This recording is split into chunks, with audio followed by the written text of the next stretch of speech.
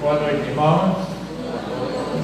É um prazer estarmos aqui na casa do Senhor e todos têm esse privilégio de agradecer a Deus e poder chegar à casa de nosso Deus para ter esse momento tão importante e louvar o nome de nosso Deus, agradecer o nome de nosso Deus. Isso é um privilégio que Deus nos deu e nós temos que agradecer, estar agradecidos por isso e podermos estarmos cada dia com mais alegria, mesmo nesses tempos difíceis, e nós podemos se alegrar no meio de toda essa pandemia. Isso é um grande privilégio que Deus nos deu. Então nós vamos, nesse momento eu vou fazer uma oração, pedindo ao Senhor por esse trabalho que se inicia. Nós vamos orar todos em referência, em concentração ao nosso Deus. Vamos orar, irmão.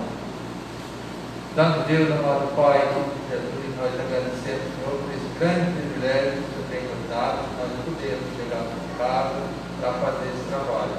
Pedimos que o Senhor perdoe as nossas falhas no decorrer de todo dia, porque somos pecadores e falhamos diante da tua santidade. Mas, pela tua misericórdia, nós louvamos ao Senhor e pedimos que o Senhor dê-nos a capacidade aos teus servos, eles diligentes, da frente, seja com os irmãos que estão na parte dos cânticos, seja com o teu servo, ministro da tua palavra. Que o Senhor agradeça o teu servo através da mesma palavra, que é a palavra de salvação, Pai. Nós pedimos que os teus servos que já chegaram à tua casa e por aqueles que ainda virão, que eu traga os teus servos e também por aqueles que estão em casa assistindo através desta programação a qual está sendo transmitida pelo Facebook da igreja. Pai, pedimos que a tua obra seja feita em todos os teus servos. Pai, por aqueles também que estão assistindo, a qual não são membros da tua igreja, mas que estão assistindo, que o Senhor aplique o temor do Senhor em cada coração. Pai. Isso é o que nós pedimos e agradecemos em nome de Jesus. Amém.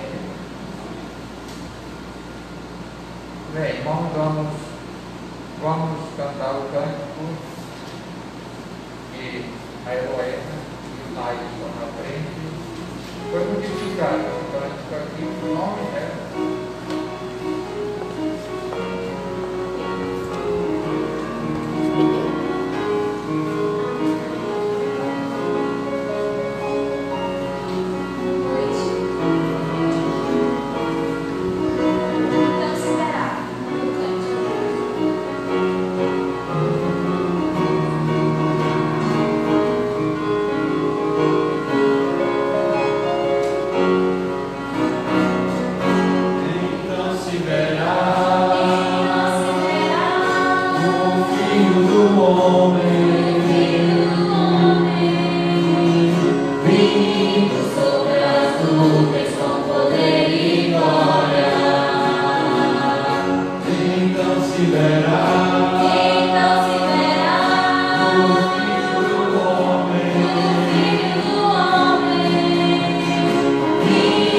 Sobre as nuvens com poder e glória.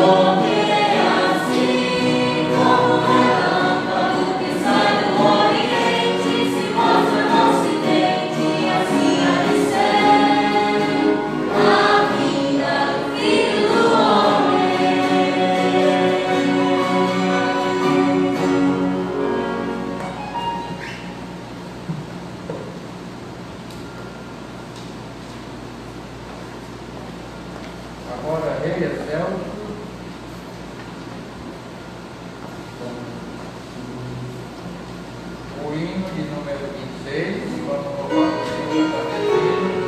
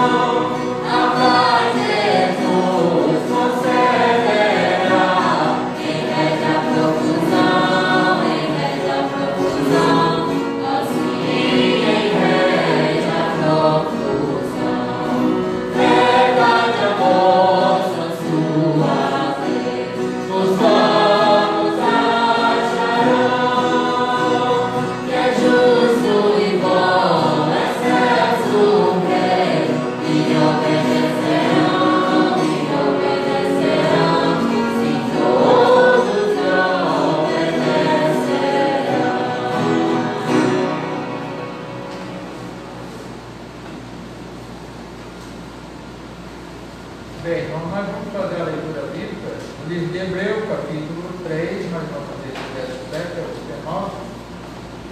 Livro de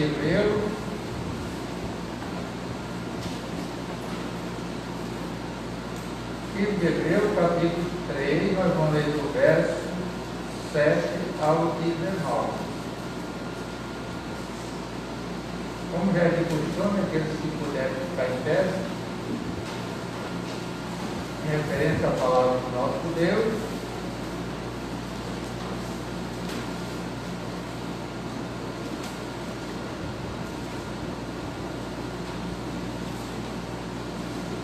Hebreus capítulo 3, verso 7, diz assim a palavra do nosso Deus.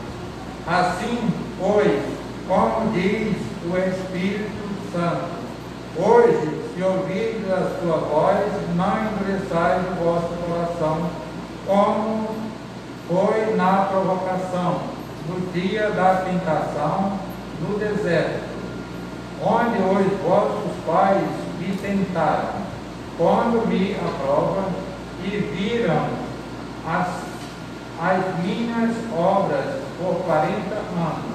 Por isso me indignei contra essa geração e disse: estes sempre erram do coração, eles também não conhecerão os meus caminhos. Assim jurei na minha ira, não entrarão no meu descanso. Tendo cuidado, irmãos, jamais aconteça haver em qualquer de vós perverso coração de incredulidade, que vos afaste do Deus vivo. Pelo contrário, exortai-vos mutuamente cada dia, durante o tempo que se chama hoje, a fim de que nenhum de vós seja endurecido pelo engano pecado. Porque nós temos tornado participantes de Cristo, se de fato guardarmos firmes até o fim a confiança que desde o princípio tivemos, enquanto se diz: pois se ouvirdes a sua voz, não endureçais o vosso coração, como foi na provocação. Ora, quais os que, tendo ouvido, se rebelaram, não foram de fato todos os que saíram do Egito por intermédio de Moisés, e contra quem se indignou por 40 anos, não foi contra os que pecaram, cujos cadáveres caíram no deserto, e contra quem jurou que não entrariam no seu descanso, senão contra os que foram desobedientes. Vemos, pois, que não puderam entrar por causa da incredulidade. Amém? Muito bem. Eu pedi para o irmão Arthur agradecer a porção da palavra de nosso Deus com oração.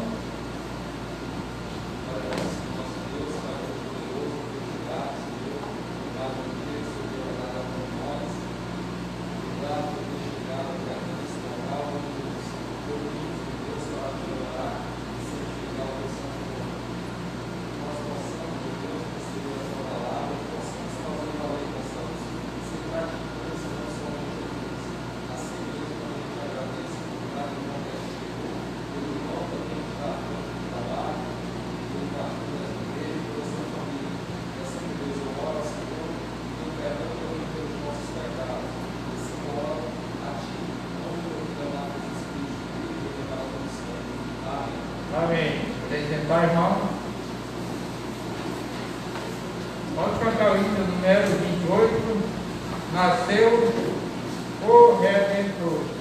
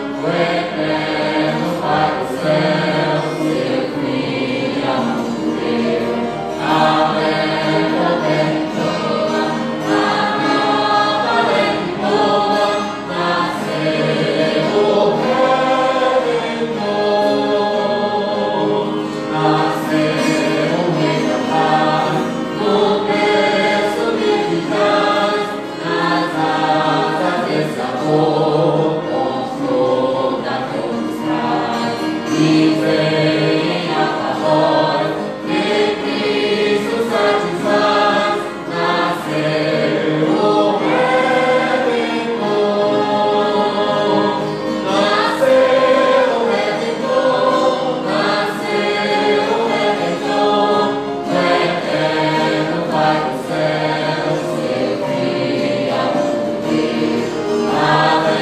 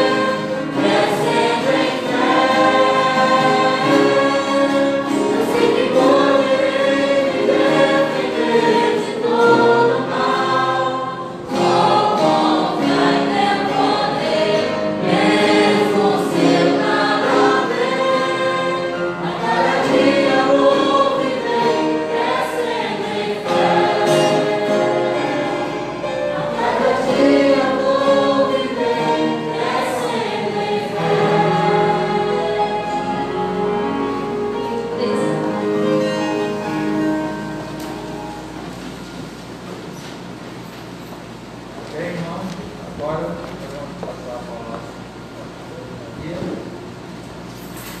Vai gravando, vai dar esse trabalho, os quartos, digamos aqui, mais importante que a palavra de Deus. E vamos permanecer, mais diferente. Deus agradece.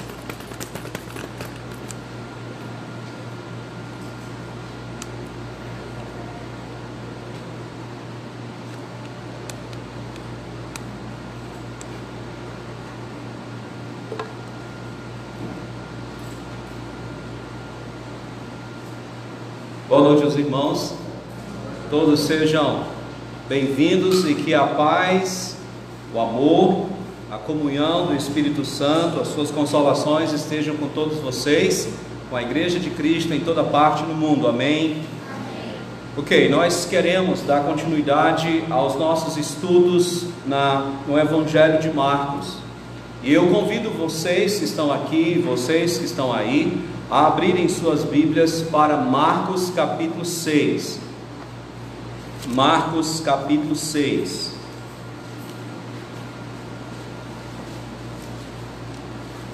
Marcos é um evangelista que ele está apresentando Jesus Cristo como soberano, como rei, para um grupo de pessoas ou ouvintes iniciais que estavam acostumados com essa ideia, mas de homens que neste momento, quando esse evangelho chega a eles, é nada mais nada menos que Nero, um homem simplesmente por alguns tido como maluco devido às suas atrocidades.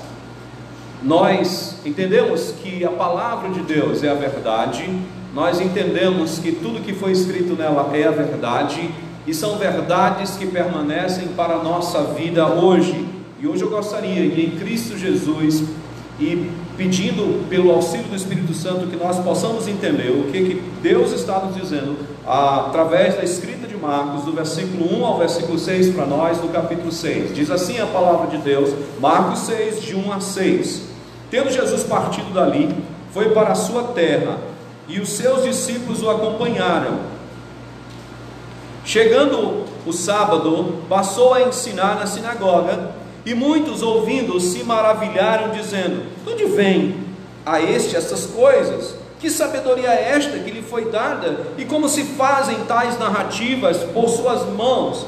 Não é este o carpinteiro, filho de Maria, irmão de Tiago, José, Judas e Simão? E não vivem aqui entre nós suas irmãs? E escandalizavam-se nele. Jesus, porém, lhe disse: não há profeta sem honra, senão na sua terra, entre os seus parentes e na sua casa. Não pôde fazer ali nenhum milagre, senão curar uns poucos enfermos, impondo-lhes as mãos. Admirou-se da incredulidade deles, contudo percorria as aldeias circunvizinhanças a ensinar. Vamos orar. Senhor Deus, muito obrigado pela tua palavra, e hoje à noite eu temo diante dela, porque nós podemos estar tão ligados a rituais religiosos, a nos acostumarmos a tantas coisas que, como eu, nasci e cresci vendo, ó Deus, os trabalhos na igreja, e muitas vezes o que deveria nos aproximar, nós acabamos deixando essas coisas nos afastar da verdadeira fé do Senhor. Hoje à noite eu quero pedir misericórdia pelo auditório que está me ouvindo, por esses que estão aqui presentes e por aqueles que estão nas redes sociais, e quantos esse evangelho alcançar. Por isso eu peço sabedoria para as minhas palavras, e intrepidez, ousadia para a mensagem do evangelho. É o que oramos em nome de Cristo Jesus, amém. O livro de Marcos apresenta quem é Jesus, a autoridade que ele tem. Até o capítulo 5 nós vimos que Jesus Cristo está em Cafarnaum, ali naquela região de Tiberíades, do mar de Tiberíades, mas Jesus resolve voltar para a sua terra de, digamos assim, de crescimento, não de nascimento, porque os irmãos sabem, ou pelo menos para aqueles que já têm costume da leitura bíblica, de que Jesus nasceu em Belém da Judéia, mas José e Maria, seus pais terrenos, vamos usar essa expressão, moravam na Galileia, em Nazaré. Por isso que ele é chamado Nazareno, do Galileu. E eles voltaram, e ali Jesus, pelo que nós entendemos pelos escritos dos evangelhos, ele passou 30 anos da vida dele, saindo dali para o seu batismo, indo para o lado do Jordão, e depois voltando indo ali para o lago de Genezaré, que é também chamado Mar de Tiberíades, ou Mar da Galileia, e ali por Cafarnaum e aquelas cidades, Decápolis, começou a pregar o evangelho. Mas ele volta, a narrativa de Marcos, ele volta para sua terra natal, depois de ter feito aproximadamente um ano de trabalho, um ano de temporada, um ano de pregação do evangelho, um ano de fazer milagres. Então a fama de Jesus tem percorrido, a fama de Jesus o precede. Marcos é muito sucinto nos acontecimentos aqui, e talvez não nos dê uma ideia assim, muito clara do quanto ocorreu aqui nessa situação. E eu vou precisar do apoio dos outros evangelistas para que você possa entender. Eu espero que eu consiga fazer isso de uma maneira sucinta, mas também de uma maneira precisa. Jesus Cristo volta e ele entra numa sinagoga, e ele começa então ali a ler o profeta Isaías. Por que eu estou dizendo isso? Eu gostaria que você não desmarcasse Marcos capítulo 6, mas me acompanhasse em Lucas capítulo 4. Alguns autores ou alguns estudiosos vão dizer que esse momento aqui, quando começa no 4:14, e principalmente o versículo 16, é a primeira vez que ele está em Nazaré. Essa de Marcos seria a segunda vez.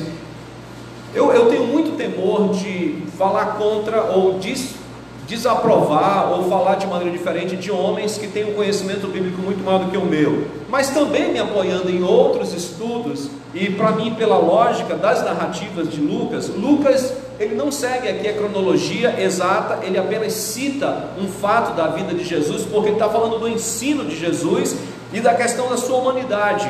E aqui, esses versículos que são 16 até a 30 aqui, eles realmente aconteceram um ano depois de Jesus, um ano e meio depois de Jesus sair de Nazaré, e ele volta para Nazaré, e nós percebemos que ele entra numa sinagoga, e lhe é dado o profeta Isaías, e abrindo o livro, aqui nós não sabemos se Jesus escolheu essa passagem para ler, ou se já foi aberto para ele ler, mas ele lê o profeta Isaías, ele lê sobre si mesmo, quando ele diz, verso 18, o Espírito do Senhor está sobre mim, pelo que me ungiu para evangelizar os pobres, enviou-me para proclamar libertação aos cativos e restauração da vista aos cegos, para pôr em liberdade os oprimidos e apregoar o ano aceitável do Senhor. E ele então fecha o livro e se senta. Por quê? Porque pela tradição judaica, ao ler o livro, a pessoa deveria estar de pé, pelo menos a pessoa que ia ler deveria estar de pé, se não todos deveriam estar de pé, mas na hora de ensinar, eles ensinavam sentados, e Jesus senta, e todos ficam de olhos fitos no Senhor, para saber o que é que ele ia dizer, qual seria a explicação dele. Lembra que Jesus agora já volta como, eu vou usar uma expressão que talvez que não seja melhor pelo nosso contexto, uma pessoa popular, não é uma celebridade como essas que nós temos no mundo de hoje, mas já era uma pessoa popular, já era um nome conhecido. E Jesus então senta, e as pessoas começam a ouvi-lo, e ele começa a dizer, hoje se cumpriu essas escrituras. Ele está falando sobre ele mesmo, e ele começa a ensinar, ele começa a falar as maravilhas de Deus, e as pessoas começam a ficar admiradas.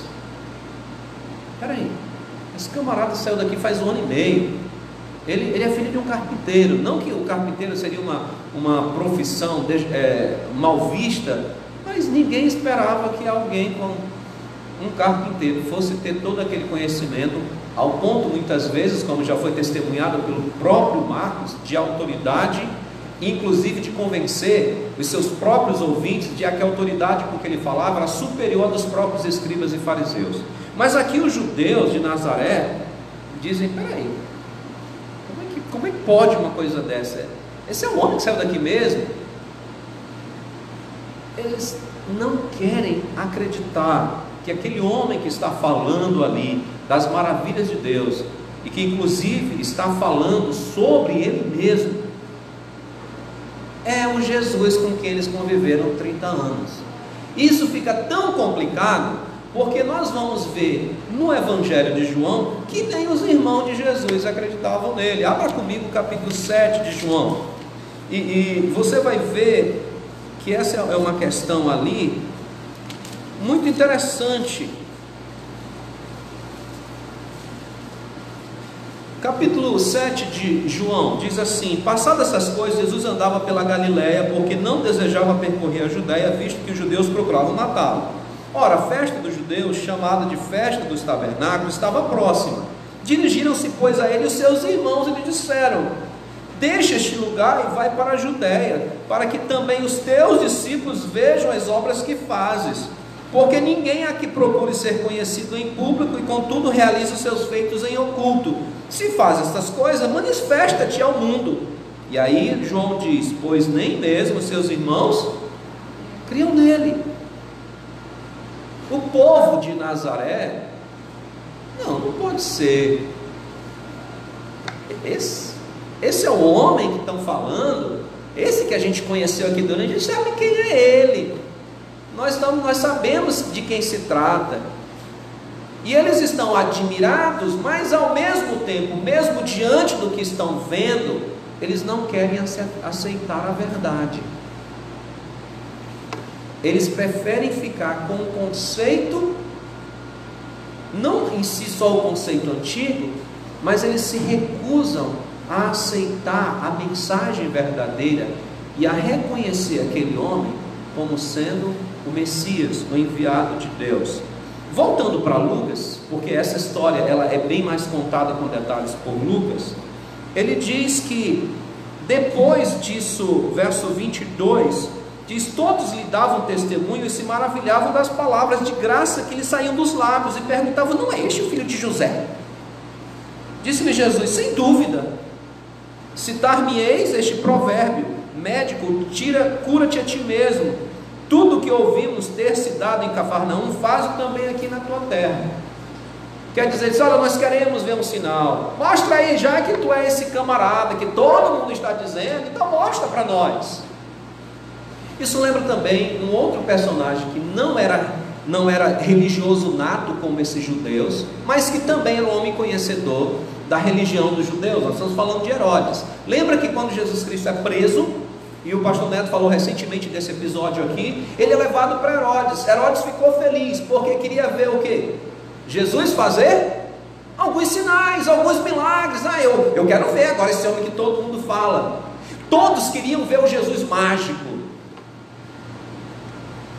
Por isso que Jesus Cristo disse para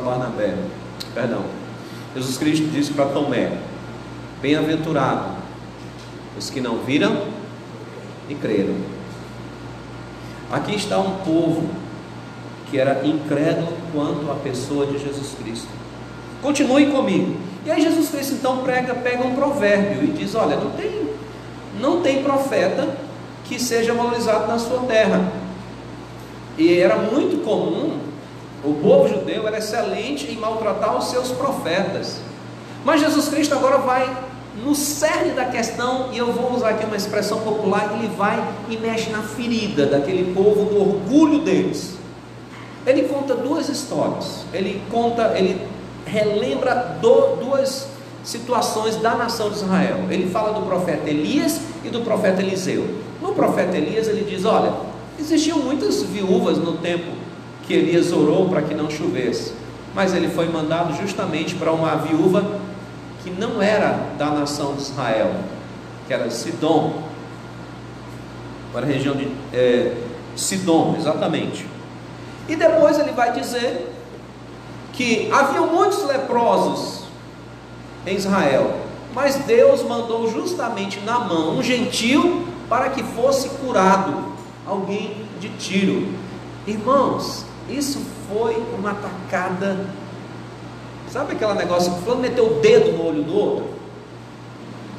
Essa é a ideia aqui no sentido popular, porque Jesus Cristo disse: olha, porque vocês são incrédulos, isso não é de hoje. Deus tem mandado a sua salvação e as suas maravilhas serem pregadas e feitas entre os gentios, porque eles creem muito mais do que você. Deus preferiu os gentios do que vocês. Agora, para um povo que se orgulhava da sua nacionalidade, de ser o povo de Deus, isso era realmente uma aberração, isso era um absurdo.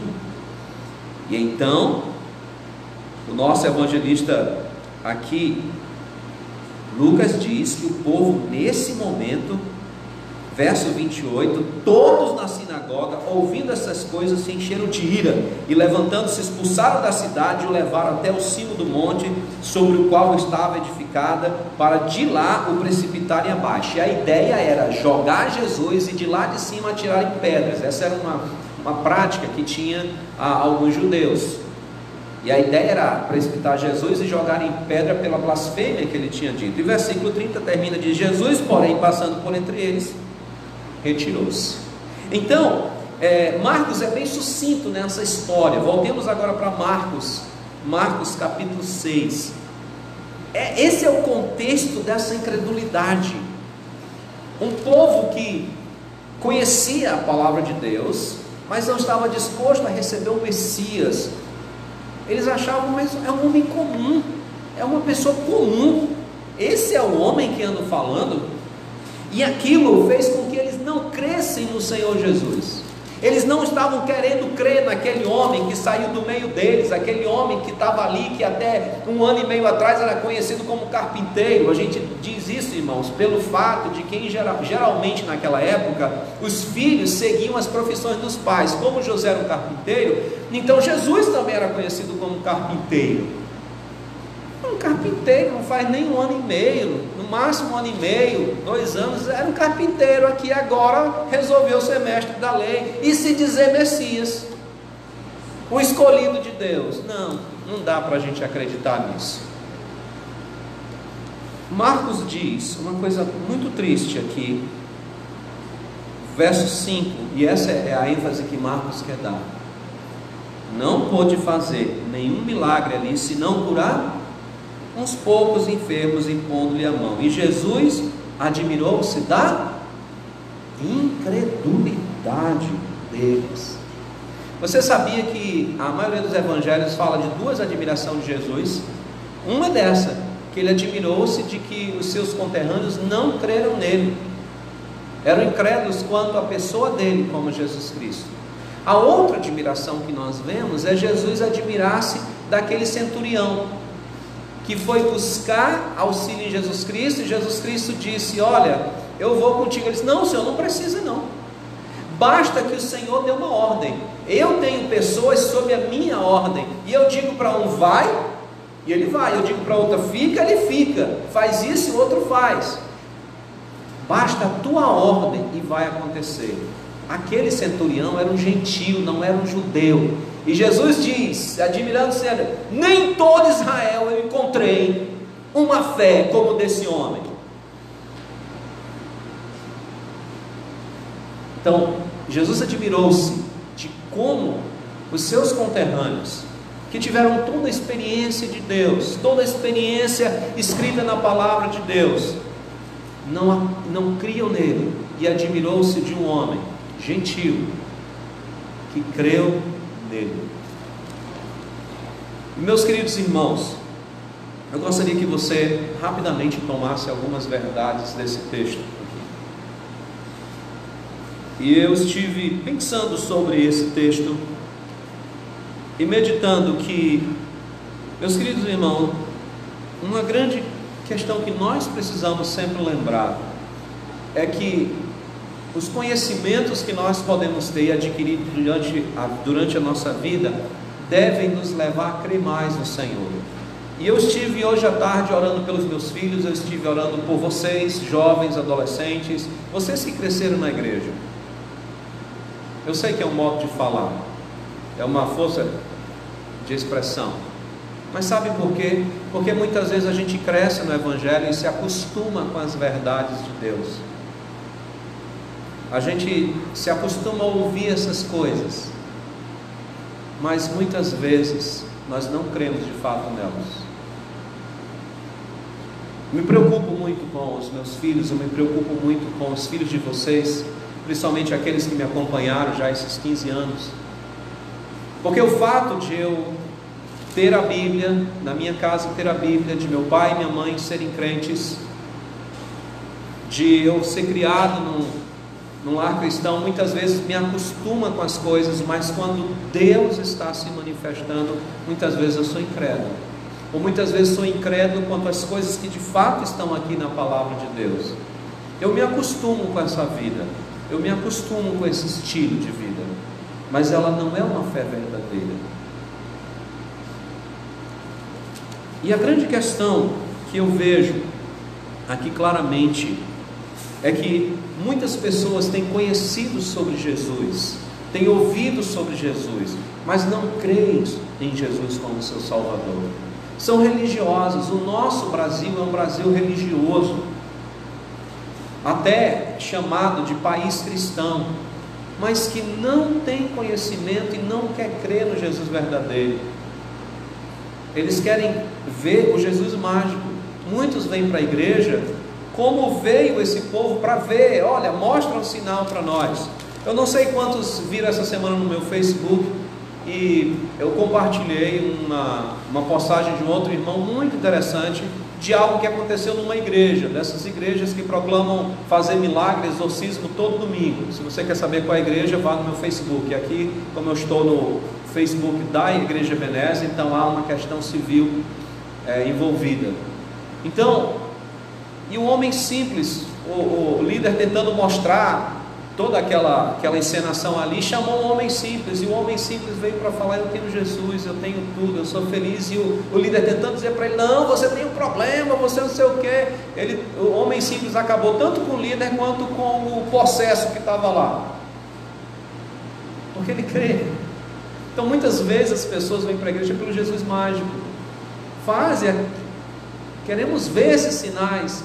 Meus irmãos, os sinais são vistos pela fé verdadeira, não pela fé curiosa, pela fé verdadeira. Nós estivemos sexta-feira aqui, louvando ao Senhor pela bênção, pela obra que Deus fez na vida de uma família, pelo poder da oração, no sentido de Deus nos ouvir.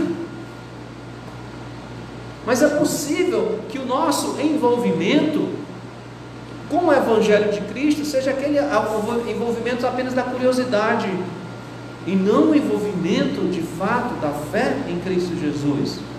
Nós temos que ter cuidado, e uma preocupação que eu tenho, porque eu pensei muito nos filhos de crente, porque como temos filhos de crentes desviados, como temos filhos de crentes afastados de Deus, depois de anos na igreja, às vezes até casam na igreja, e depois se desviam. Sabe por quê? Porque lá no fundo, o coração é um coração incrédulo. O coração é um coração que não crê de fato. Pode ler as letras, mas não crê naquilo que está escrito. É por essa razão que muitos jovens cristãos, quando chegam na universidade e se deparam com muitas coisas que lhe parecem contraditórias. Irmãos, desculpa os que estão assistindo aqui, aconteceu aqui um episódio interessante. E exatamente começam a ter conflito entre aquilo que a palavra de Deus diz e aquilo que pessoas que são guiadas pela sua própria razão diz, abandonam a fé. Eu ouvi relatos, ou pelo menos histórias, de que vários filhos de crentes começaram a desviar e até desistir da fé quando assistiram aquele filme Código da Vinci. Esse não é o nome do filme? Por quê? Não, o problema, o filme só revela o coração. É porque o coração não está afirmado de fato no Senhor, nas verdades de Deus.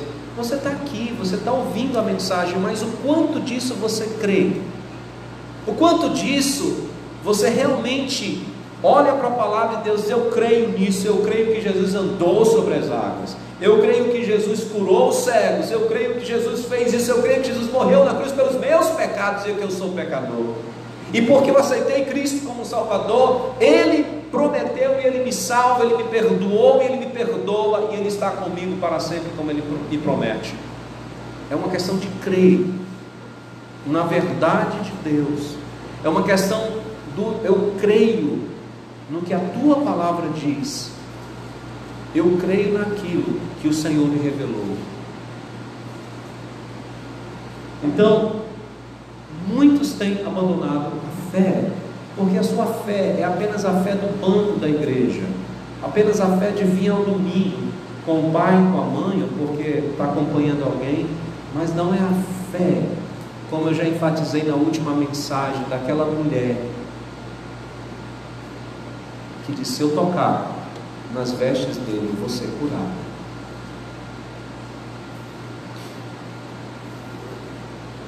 Uma segunda alegria que nós precisamos aprender aqui é que, por mais que esse exemplo que é dado aqui é um exemplo negativo, mas a incredulidade de Israel para nós foi bênção.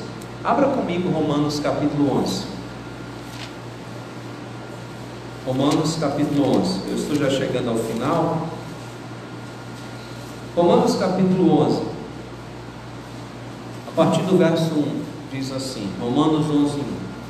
Pergunto, pois, terá Deus porventura rejeitado o seu povo? De modo nenhum, porque eu também sou israelita, da descendência de Abraão e da tribo de Benjamim. Deus não rejeitou o seu povo, a quem de antemão conheceu. Ou não sabeis que os que a Escritura se refere a respeito de Elias, como insta perante Deus contra Israel, dizendo: Senhor, mataram os teus profetas, arrasaram os teus altares, e só eu fiquei, e procuram tirar minha vida? Que lhes disse, porém, a resposta divina: reservei para mim 7.000 homens que não dobraram os joelhos diante de Baal. Assim, pois, também agora no tempo de hoje sobrevive o remanescente segundo a eleição da graça. E se é pela graça, já não é por obras. Do contrário, a graça já não é graça. Que diremos, pois? O que Israel busca, isso não conseguiu, mas a eleição alcançou, e os mais foram endurecidos, como está escrito: Deus lhes deu o espírito de entorpecimento, olhos para não ver e ouvidos para não ouvir, até o dia de hoje.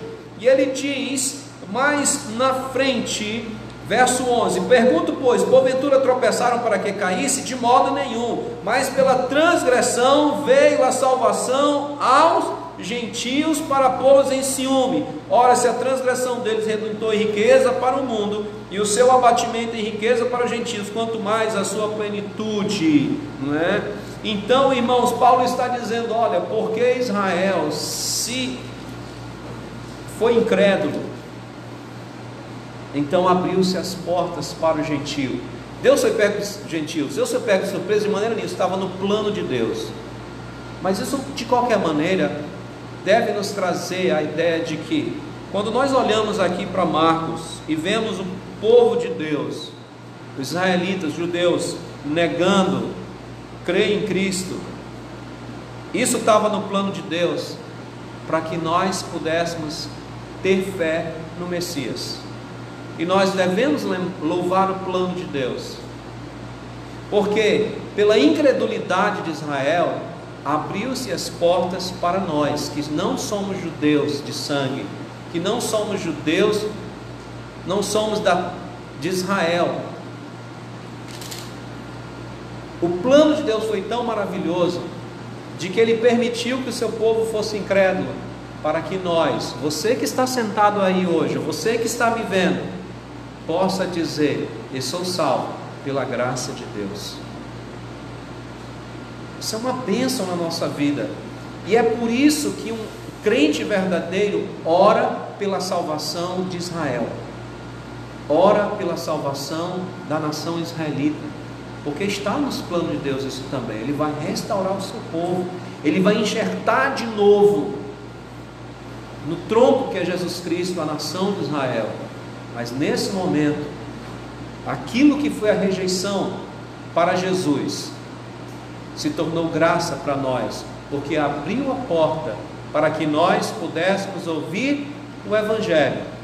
A incredulidade dos judeus fez com que os apóstolos se tacassem pelo mundo e anunciassem o Evangelho de salvação, para que todo aquele que nele crê tenha a vida eterna. Eu gostaria de voltar para Hebreus e finalizar só lembrando a advertência de Hebreus.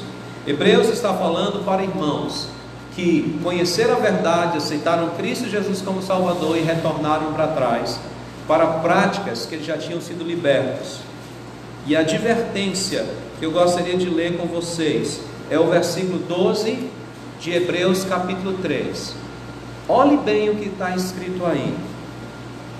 Tende cuidado, irmãos, jamais aconteça haver em qualquer de vós perverso coração de incredulidade, que vos afaste do Deus vivo. Pelo contrário, exortai-vos mutuamente cada dia durante o dia do tempo que se chama hoje, a fim de que nenhum de vós seja endurecido pelo engano do pecado. A nossa fé tem que ser uma fé verdadeira. A nossa fé tem que ser uma fé em Cristo Jesus, mas uma fé autêntica. E eu gostaria novamente de falar com os filhos de crentes que estão aqui hoje à noite. Você crê mesmo em Cristo Jesus como seu Salvador? Você mesmo confiou sua vida ao Senhor Jesus? Você crê na palavra de Deus como sendo a verdade de Deus? Você tem praticado na sua vida a sua fé? Você tem orado para que Deus faça milagres na sua vida, na vida da sua família? A sua fé pode ser demonstrada, pode ser vista, pode ser testemunhada por outras pessoas? Ou você só é mais alguém que se acostumou com a igreja, sabe até as doutrinas, mas tem um coração incrédulo? A sua fé está firmada em Jesus mesmo? Você crê mesmo na salvação? Eu não estou dizendo aqui que o crente não tenha dúvida de salvação. Há pessoas que têm esse problema e são crentes em Cristo Jesus. Mas eu estou falando de você crer no que a palavra diz, crer nas promessas de Deus, crer naquilo que Ele está falando. Dizer: Senhor, eu creio, eu quero andar contigo, eu quero viver em fidelidade, eu quero viver em amor, eu quero viver nos passos de Cristo Jesus. Eu não quero ser achado como alguém que é incrédulo, apesar de saber da verdade do Senhor. Vamos orar. Amado Deus e Pai, nós te agradecemos, porque o Senhor nos exorta com a tua palavra. Nós te louvamos, porque a tua palavra é verdade. Mas eu peço que nós possamos crer cada dia mais e viver de acordo com essa verdade, viver de acordo com essa fé. Que nós possamos, ó Deus, nos envolver cada vez mais com o que a tua palavra diz, de maneira autêntica, de maneira vívida e de maneira exemplar. Ajuda nos momentos difíceis a nós continuarmos a crer na tua palavra. Como diz o cântico, crescendo em fé, que as tribulações, que os problemas não nos afaste do Senhor por conta da nossa incredulidade, mas nos aproxime de Ti por conta da nossa fé, para que cada situação da nossa vida seja um momento de crescimento e não de abandono daquilo que tanto ouvimos. Eu peço pelos nossos filhos, pelos meus filhos, pelos filhos dos irmãos que estão aqui, por aqueles que nasceram ouvindo a palavra de Deus, cresceram ouvindo a palavra de Deus, que a sua fé seja uma fé firmada no Senhor Jesus Cristo, e que eles possam crer na verdade do Senhor, e em momentos difíceis, essa verdade possa brotar no seu coração, e eles se apegarem a ela, e jamais abandonarem. Muito obrigado, Senhor Deus, porque o Senhor nos deu a tua palavra, nos deu o teu Espírito, que nos auxilia nestes momentos. É que oramos em nome de Cristo Jesus. Amém. Meus queridos irmãos, eu gostaria de... Pastor Neto, eu esqueci meu material, o material separado, só o papel mesmo, ele tem algumas coisas que não tem no programa dos irmãos, são distribuídos. Eu gostaria de pedir oração pela irmã Luzia, mãe da irmã Socorro, pela irmã Dora, pela saúde dela. A irmã Luzia também, a irmã Luzia melhorou, mas ainda precisa de nossas orações. A irmã Inês, ainda pela sua recuperação, pela sua saúde. Pela Luci, pelo seu tratamento de vista. A Luci é a irmã da irmã Luzete, da irmã Anne. Pela saúde da Iris, irmã da irmã Lúcia.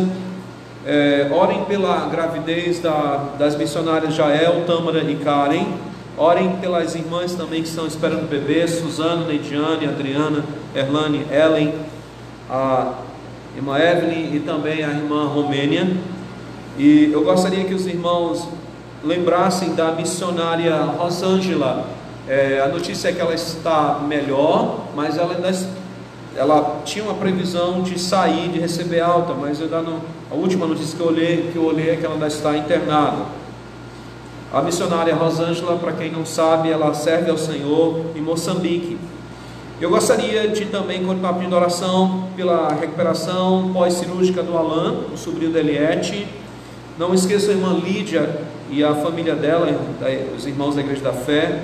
A irmã Manu agradece as orações dos irmãos pelos seus pais, por ela, pelo Ardson. O Ardson continua bem, a irmã Manu se recuperando e seus pais também, mas ainda muito debilitados devido à doença do Covid, né? Graças a Deus se recuperaram.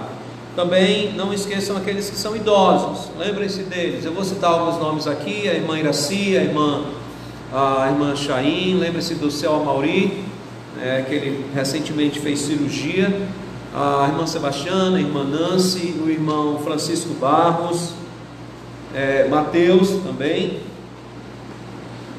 Eu creio que esses são os nomes. Obrigado, meu filho. Eu gostaria que os irmãos lembrassem nas suas orações de rogar pela família da irmã Nena, lá de Boca do Acre, pelo consolo. Ela perdeu um irmão recentemente. Lembrem-se também de irmãos, familiares e amigos do pastor Marcos Wilson, pela sua esposa, né? Sua esposa fica viúva. Ele foi um servo de Deus, serviu muito tempo no Cariri e faleceu ou ontem ou na madrugada de ontem.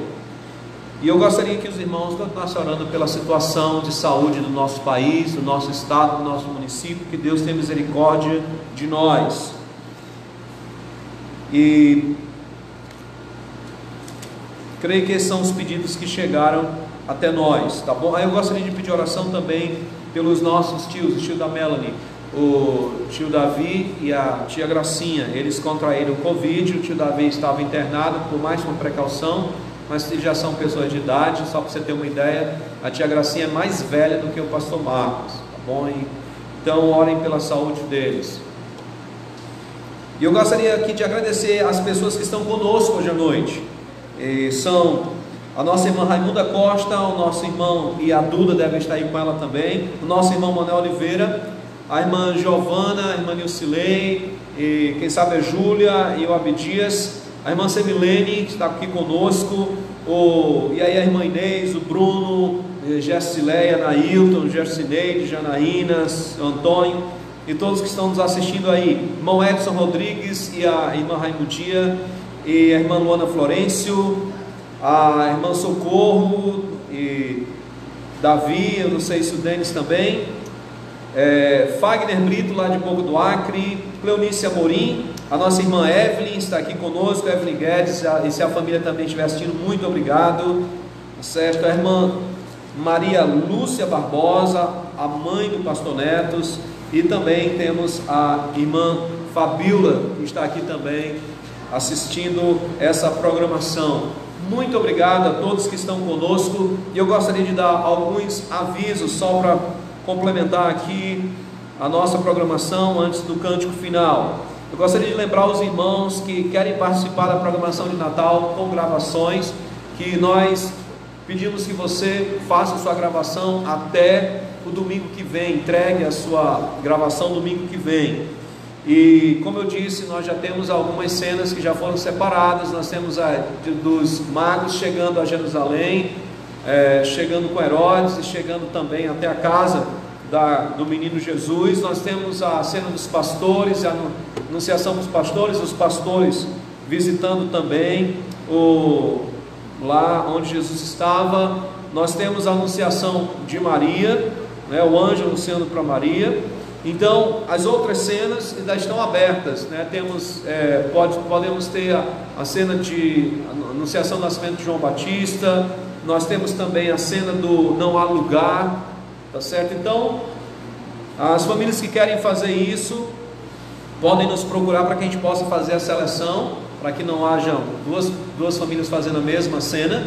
Bom, mas me procurem e me informem. Domingo eu gostaria de receber esse material para juntar, para que no dia 27, que vai ser a nossa programação de Natal, vai ser no dia 27, por conta até a gente não estar, digamos assim, criando mais atividades devido a esse momento que nós estamos. Então nosso Natal seria dia 27, tá bom? Só para os irmãos ficarem sabendo, dia 27.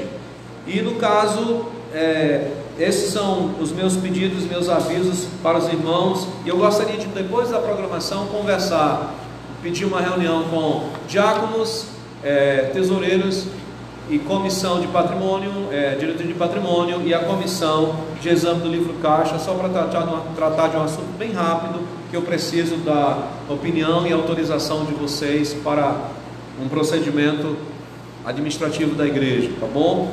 Então esse é o meu pedido. Logo após o encerramento aqui, eu queria reunir com vocês. Vamos concluir cantando o cântico Infinitamente Mais, que diz: sim, eu sei, Senhor, que Tu és soberano, tens os Teus caminhos, tens Teus próprios planos. Venho, pois, a cada dia, venho cheio de alegria e me coloco em Tuas mãos, pois és fiel.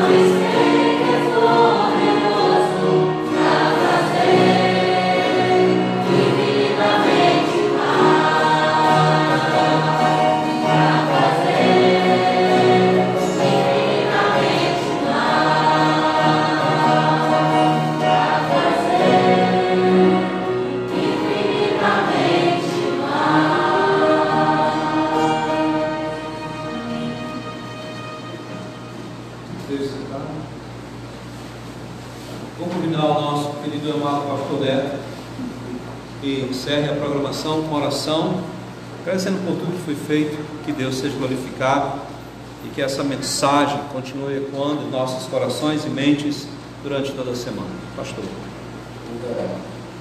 Meu querido, nós queremos te agradecer, te louvar por tudo que o Senhor tem feito. Nós queremos te pedir, Senhor, que o Senhor conceda-nos mais fé, aumente-nos a fé. Obrigado, Deus, por este momento aqui juntos, por tudo aquilo que nós cantamos, por tudo aquilo que nós ouvimos. Que a tua palavra frutifique em nossos corações e que tudo seja aplicado, que em cada ato, que em cada momento, que em cada atividade seja exposta e pregada a fé que nós temos no Senhor. Obrigado, Deus, porque essa fé te agrada. Por isso nós te pedimos, Senhor, em nome de Jesus, aumente-nos a fé, que as nossas atitudes sejam exemplos claros da nossa credulidade. Isso te pedimos, ó Deus, reconhecendo a nossa insignificância e limitação. Nós te pedimos que o Senhor nos ajude. E pedimos em nome do Senhor Jesus Cristo, em nome do autor e consumador da nossa fé. Amém.